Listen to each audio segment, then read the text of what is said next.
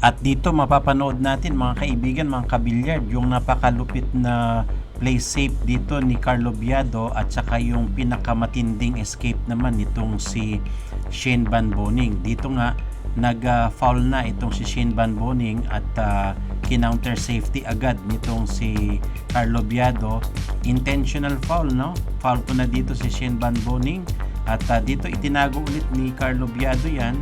At dito makikita ninyo kung paano naka-escape sa escape number 1 itong si Shane Van Boning. Pero hindi pa rin tinigilan dito ni Carlo Biado, kaya inulit niya, no, yung play safe niya dito at makikita natin kung paano nakaligtas na naman si Shane Van Boning. Dito nga makikita niyo tamang safety shot lang yan at mukhang nag-counter intentional foul itong si Shane Van Boning.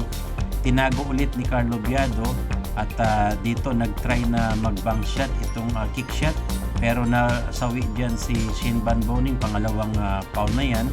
Pero ito ang malupit, gusto niya itago sa likod ng 7 pero lumabas, at dito na yung napakalupit na Turrell kick shot, escape goat nitong si Shane Van Boning. Napakalupit na talaga nito, at yun nga naipasok niya pa yung isa. Talo!